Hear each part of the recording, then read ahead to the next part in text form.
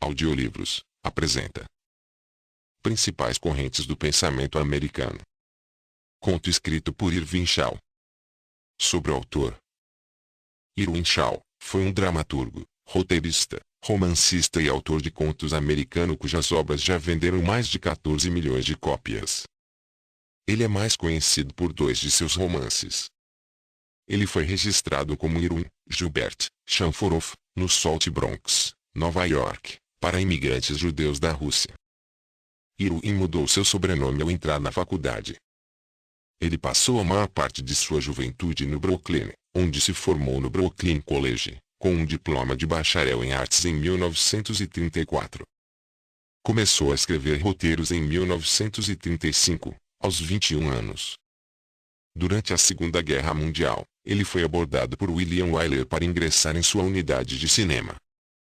Incapaz de ser comissionado como oficial devido à sua idade e status de recrutamento, Shaw decidiu entrar no exército regular.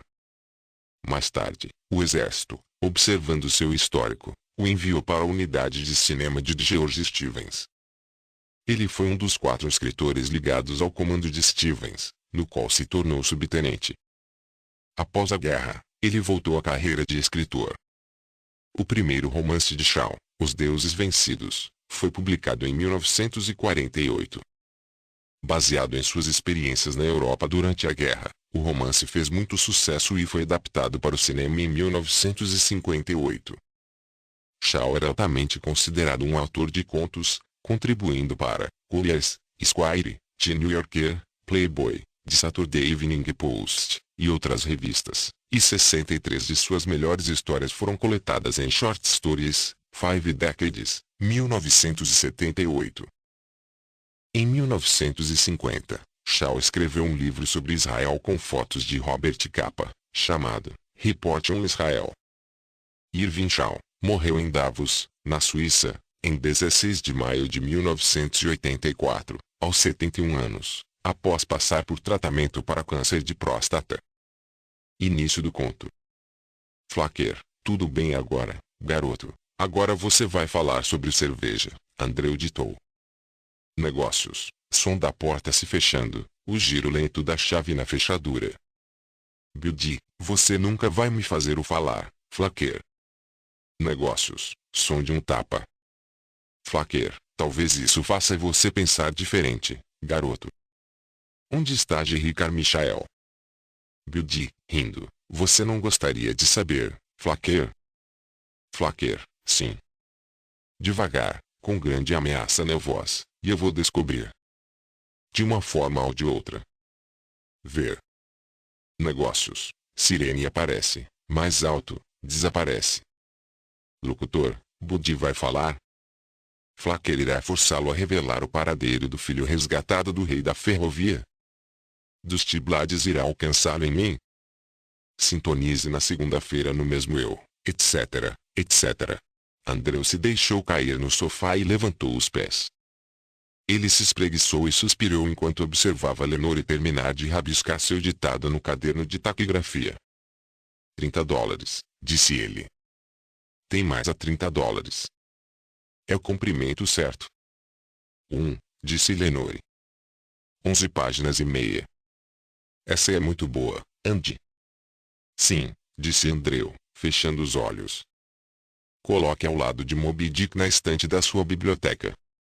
É muito emocionante, disse Lenore, levantando-se. Não sei do que estão reclamando. Você é uma garota adorável. Andreu colocou as mãos sobre os olhos e esfregou ao redor e ao redor. Tenho dobradiços de madeira nas pálpebras. Você dorme à noite. Não faça isso com os olhos. Lenore começou a vestir o casaco. Você só usa grava. Você tem razão.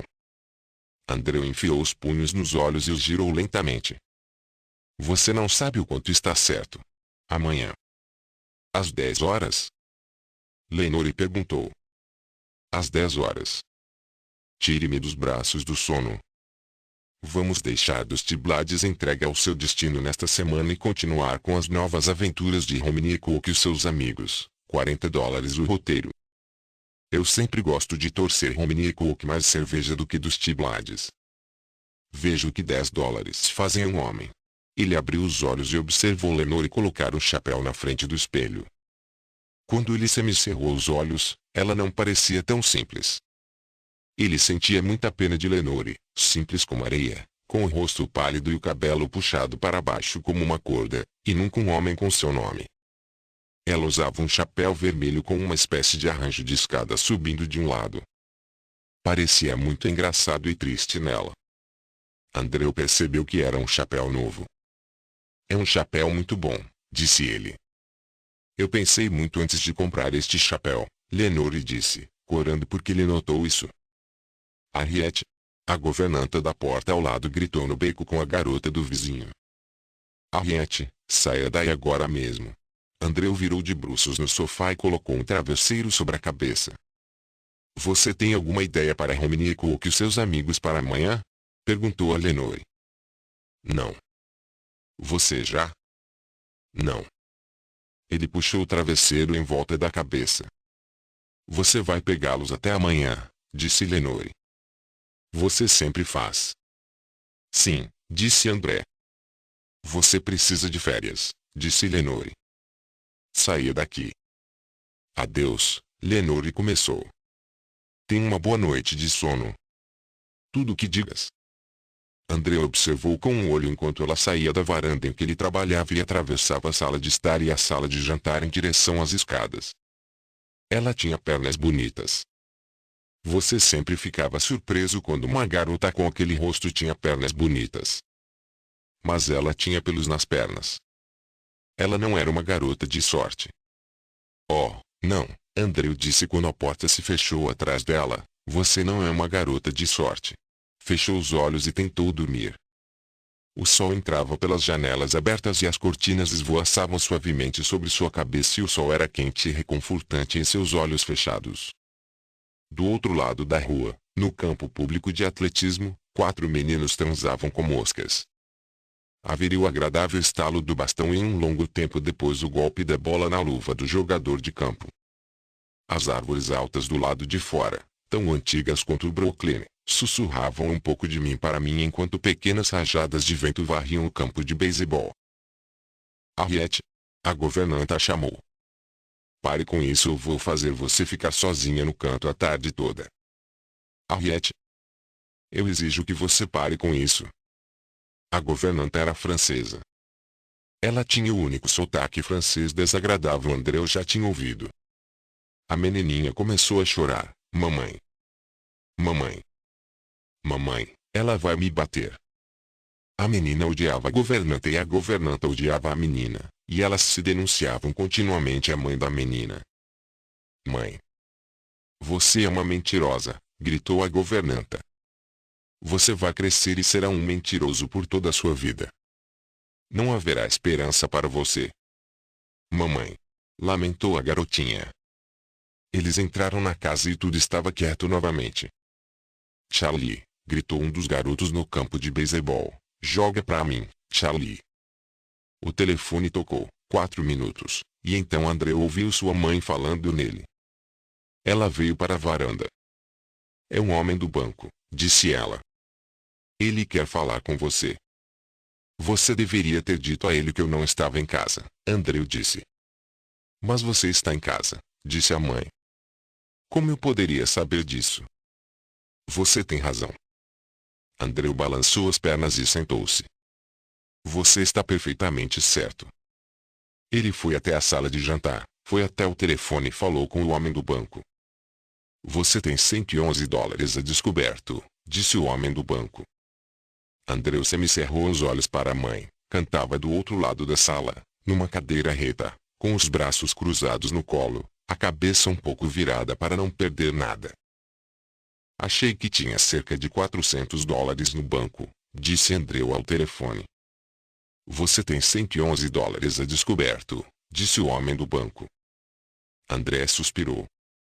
Eu irei checar isso. Ele desligou o telefone. Qual é o problema? Sua mãe perguntou. Tenho $111 a descoberto, disse ele. Isso é vergonhoso, disse sua mãe. Você deveria ser mais metódico. Sim. Andreu começou a voltar para a varanda. Você é terrivelmente descuidado. Sua mãe o seguiu. Você realmente deveria manter o controle de seu dinheiro. Sim. Andreu sentou-se no sofá. Dê-me um beijo, disse a mãe. Por quê? Nenhuma razão específica. Ela riu. Ok, ele a beijou e ela o abraçou por um momento. Ele caiu no sofá. Ela passou o dedo sob o olho dele. Você tem olheiras, disse ela. Isso mesmo. Ela o beijou novamente e foi para os fundos da casa. Ele fechou os olhos. Dos fundos da casa vinha o barulho do aspirador.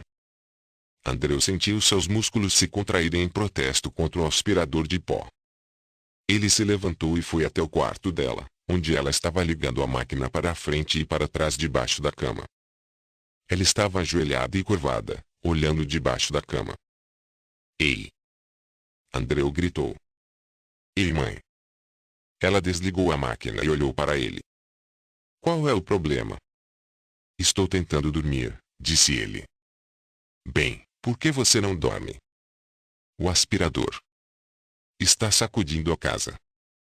Sua mãe se levantou, seu rosto em linhas severas. Tenho que limpar a casa, não é? Por que você tem que limpar a casa enquanto eu tento dormir? Sua mãe se abaixou novamente. Não posso usá-lo enquanto você estiver trabalhando. Não posso usá-lo enquanto você está lendo. Não posso usá-lo até às 10 da manhã porque você está dormindo. Ela ligou a máquina. Quando devo limpar a casa? Ela chamou por cima do barulho da faxineira. Por que você não dorme à noite como todo mundo? E ela abaixou a cabeça e operou vigorosamente a máquina para frente e para trás. André observou por um momento. Nenhum argumento veio a ele. O som da faxineira tão perto dele fez seus nervos saltarem. Ele saiu do quarto, fechando a porta atrás de si. O telefone estava tocando e ele atendeu e disse, alô. Andreu? Perguntou a voz de seu agente. Seu agente também era do Brooklyn, mas ele tinha um ar muito amplo, com o qual impressionava atores e patrocinados. Sim, este é Andreu. Andreu sempre fazia essa piada séria com seu agente, mas o agente nunca pareceu entender. Você não precisava ligar. Os scripts dos T-Blades estão completos. Você vai pegá-los amanhã. Liguei para falar sobre outra coisa, Andreu, disse seu agente, sua voz muito suave e influente ao telefone. As reclamações estão se acumulando sobre os roteiros de Blades. Eles são lentos como chiclete. Nunca acontece nada. Andreu, você não está torcendo pelo Atlantic Monthly.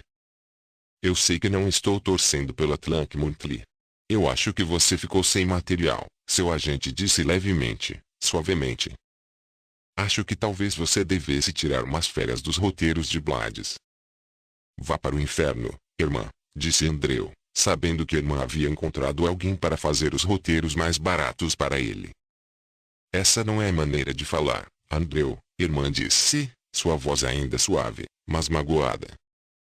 Apesar de tudo, tenho que ficar no estúdio e ouvir as reclamações. Triste, irmã, disse Andreu. Essa é uma imagem triste, e desligou. Ele esfregou a nuca pensativamente, sentindo novamente o pequeno caroço atrás da orelha. Ele foi para seu próprio quarto e sentou-se à escrivaninha olhando inexpressivamente para as notas de sua peça que jaziam, empilhadas ordenadamente, envelhecendo, de um lado. Ele pegou seu talão de cheques e os comprovantes e arrumou-os na frente dele.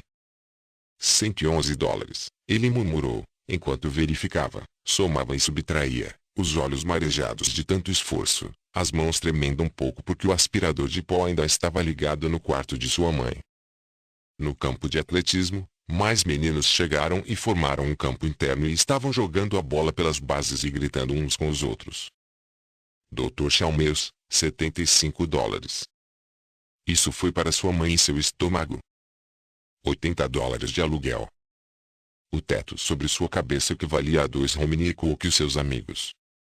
5.000 palavras para alugar. Bodhi estava nas mãos de Flaquer. Flaquer poderia torturá-lo por 6 páginas. Então você poderia ter dos T-Blades correndo para resgatar São de barco, e o barco poderia vazar porque o motorista era pago por Flaquer, e poderia haver uma luta pelas próximas 6 páginas. O motorista pode ter uma arma. Você poderia usá-lo, mas não seria apreciado, porque você já havia feito pelo menos 4 como ele. Móveis e $137. Sua mãe sempre quis uma boa mesa de jantar. Ela não tinha uma empregada doméstica, ela disse, então ele deveria arranjar uma mesa de jantar para ela. Quantas palavras para uma mesa de jantar? Vamos lá, Babi, faça 2, gritava o homem da segunda base no campo. Duplique-os. Andreu teve vontade de pegar sua luva velha e ir lá se juntar a eles. Quando ele ainda estava na faculdade, ele costumava sair às 10 horas da manhã de um sábado e pegar moscas e pular no campo interno e correr o dia todo, jogando em jogos de rua até ficar escuro demais para ver.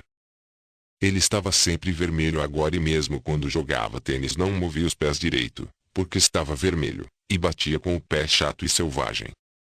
Espanha, $100. Ó Senhor! 105 para seu pai, para cobrir a folha de pagamento de seu pai. Seu pai tinha 9 pessoas em sua folha de pagamento, fabricando pequenas engenhocas que seu pai tentava vender para as lojas baratas, e no final de cada mês Andreu tinha que pagar a folha de pagamento. Seu pai sempre gravemente fez uma nota para ele. Flaquer está prestes a matar Budi de raiva e desespero. Enrajadas Tusti, sozinho. São está ferido. A caminho do hospital. Budi é levado um momento antes de Dusty chegar. Flaquer, muito suave e oleoso. Confronto. Onde está Budi, Flaquer? Você quer dizer o garotinho? Quero dizer, o garotinho, Flaquer. Fie dólares para o professor de piano de Dorothy. Irmã dele. Outra garota comum. Ela também pode aprender a tocar piano. Então, um dia, eles vieram até ele e disseram, Dorothy está pronta para sua estreia. Tudo o que estamos pedindo é que você alugue a prefeitura para uma quarta-feira à noite. Basta adiantar o dinheiro. Ela nunca se casaria. Ela era esperta demais para os homens que a desejavam e simples demais para os homens que ela mesma desejaria. Ela comprou seus vestidos na Saks. Ele teria que sustentar, por toda a vida, uma irmã que só compraria seus vestidos na Saks e pagaria $50 por mês à professora de piano.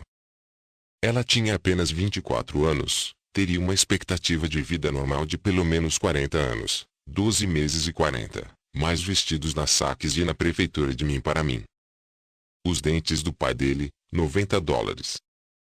O dinheiro que custou para manter um homem em sua luta perdida contra a idade. O automóvel. $900. Um cheque de $900 parecia muito austero e impressionante, como uma instituição penal. Ele ia sair de automóvel, procurar um lugar nas montanhas, escrever uma peça. Só que ele nunca conseguia se adiantar o suficiente em Dusty Blades e Romney Cocan Desfindes. 20.000 palavras por semana, todas as semanas, recorrentes como domingo no calendário. Quantas palavras Hamlet tinha? 35 mil? $23 para o Bests. Esse foi o suéter de aniversário da Marta. Ou você diz sim ou não, disse Marta no sábado à noite. Quero me casar e já esperei bastante. Se você se casou, pagou aluguel em 2 lugares, luz, gás, telefone 2 vezes e comprou meias, vestidos, pasta de dente, medicamentos, para sua esposa. Flaquer brinca com algo em seu bolso. A mão de Dusty dispara, agarra seu pulso e puxa sua mão. O pequeno canivete de Budi, que Dusty lhe deu de presente de aniversário, está nas mãos de Flaquer. Flaquer, me diga onde Budi Jones está, ou eu vou te matar com minhas próprias mãos. Um gongo toca. Flaquer deu um alarme. As portas se abrem e a sala se enche com seus capangas. $20 para comprar livros na Macy's. Parrington, principais correntes no pensamento americano. Como Dusty Blades se encaixa nas principais correntes do pensamento americano. $10 para o Dr. Farber. Eu não durmo à noite. Pode me ajudar? Você bebe café? Toma uma xícara de café pela manhã. Isso é tudo. comprimidos, a serem tomados antes de voltar a tocar. $10. Nós resgatamos nossas vidas das mãos dos médicos. Se você se casa, aluga um apartamento no centro porque é bobagem morar no Brooklyn desse jeito, e você compra móveis, 4 cômodos cheios de móveis, camas, cadeiras, panos de prato, parentes. A família de Marta era pobre e Jeng não era mais jovem e, finalmente, haveria 3 famílias, com aluguel, roupas, médicos e funerais. Andreu se levantou e abriu a porta do armário. Nele, empilhados em arquivos, estavam os roteiros que ele havia escrito nos últimos 4 anos. Elas se estendiam de uma ponta a outra de um amplo armário, uma ponte de uma parede a outra de 1 milhão de palavras. 4 anos de trabalho. Próximo roteiro. Os capangas se aproximam de Dusty. Ele ouviu sons de Buddy gritando na sala ao lado. Quantos anos mais? O aspirador rugiu. Marta era judia. Isso significava que você teria que mentir para alguns hotéis, se fosse, e nunca poderia escapar de uma mesquinhez particular do mundo ao seu redor, e quando o mal viesse lá estaria você, Adri, naquele mar perigoso. Ele se sentou em sua mesa. $100 novamente para a Espanha. Barcelona havia caído e as longas linhas empoeiradas estavam abrindo caminho para a fronteira francesa com os aviões sobre elas, e por um sentimento de culpa por não estar em uma estrada poeirenta, você mesmo, com os pés ensanguentados e com medo da morte, você deu uns $100, sentindo ao mesmo tempo que era demais e nada que você desse poderia ser suficiente. 3 1/3 de The Adventures of Dusty Blades, para os mortos e moribundos da Espanha. O mundo carrega você dia após dia com novos fardos que a uma libra e você descobre que está carregando 1 tonelada. Case comigo, diz ela, case comigo. Então o que Dusty faz? O que diabos ele pode fazer que não tenha feito antes? Por 5 manhãs por semana agora, por 1 ano, Dusty está nas mãos de Flaquer, ou nas mãos de outra pessoa que é Flaquer, mas tem outro nome, e cada um de mim ele escapou. Como agora. O vácuo rugiu no corredor fora de seu quarto. Mãe. Ele gritou. Por favor, desligue essa coisa. O que você disse? Sua mãe ligou. Nada. Ele somou os saldos bancários. Seus números mostraram que ele tinha $412 a descoberto em vez de $111, como o banco disse. Ele não teve vontade de somar os números. Ele colocou os comprovantes e a folha do banco em um envelope para suas declarações de imposto de renda.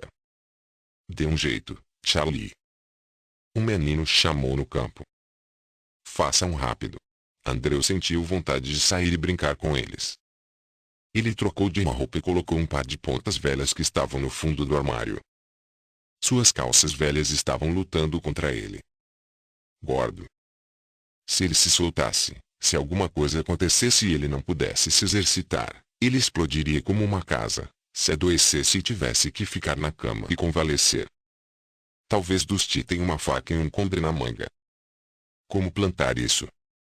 O aluguel, a comida, a professora de piano, as pessoas da Saks que vendiam os vestidos de sua irmã, as garotas ágeis que pintavam as engenhocas da loja de seu pai, os dentes na boca de seu pai, os médicos, todos vivendo de palavras que teriam que sair de sua cabeça.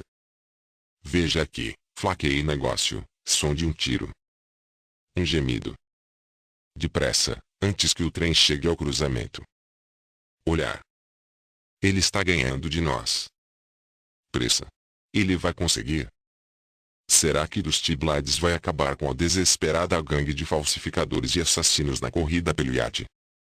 Serei capaz de mantê-lo? Os anos que virão. Você engorda e as linhas ficam permanentes sob seus olhos e você bebe demais e paga mais aos médicos porque a morte está mais próxima e não há parada, não há férias da vida. Em nenhum ano você pode diga, eu quero ficar de fora, por favor, me desculpe. Sua mãe abriu a porta. Marta está ao telefone. Andreu saiu com seus sapatos pontiagudos, segurando a velha e rasgada luva de jogador de campo. Ele fechou a porta da sala de jantar para mostrar à mãe que aquela seria uma conversa particular. Olá, disse ele. Sim. Ele ouviu com seriedade. Não, disse ele. Eu acho que não. Adeus. Boa sorte, Marta. Ele ficou olhando para o telefone. Sua mãe entrou e ele levantou a cabeça e começou a descer os degraus. Andreu, ela disse, quero te perguntar uma coisa. O que? Você poderia gastar $50, Andreu? Oh, Deus. É importante. Você sabe que eu não perguntaria se não fosse importante. É para Dorothy. Para que ela precisa disso? Ela vai a uma festa muito importante. Vai ter um monte de gente muito importante e ela tem certeza que vão chamá-la para tocar. Os convites custam $50 cada. Andreu chutou o degrau mais alto e um pedacinho de lama seca caiu dos sapatos pontiagudos. Não, Andreu. Sua mãe estava falando com sua voz pedindo dinheiro. É para um vestido. Ela não pode ficar sem um vestido novo, ela diz. Há um homem que ela está atrás. Ela não vai pegá-lo, com ou sem vestido, disse Andreu. Sua filha é uma garota muito simples. Eu sei, as mãos de sua mãe acenaram um pouco, desamparadas e tristes. Mas é cerveja se ela pelo menos fizer o melhor que puder. Sinto muito por ela, Andreu. Todo mundo vem até mim. Andreu gritou, sua voz repentinamente alta. Ninguém me deixa em paz. Nem por um minuto. Ele estava chorando agora e se virou para esconder isso de sua mãe. Ela olhou para ele, surpresa, balançando a cabeça. Ela colocou os braços ao redor dele. Apenas faça o que quiser, Andreu, isso é tudo. Não faça nada que você não queira fazer. Sim, disse Andreu. Sim. Desculpe. Eu te dou o dinheiro. Me desculpe por ter gritado com você. Não me dê se não quiser, Andreu. Sua mãe estava dizendo isso honestamente, acreditando nisso. Ele riu um pouco. Eu quero, mãe, eu quero. Ele deu um tapinha em seu ombro e desceu em direção ao campo de beisebol, deixando-a parada ali, perplexa, no topo da escada. O sol e a brisa eram bons no campo de beisebol, e ele se esqueceu por uma hora, mas se moveu devagar. Seu braço doía no ombro quando ele jogava, e o garoto que jogava na segunda base o chamava de senhor, o que ele não teria feito nem no ano passado, quando Andreu tinha 24 anos. Final deste audiolivro.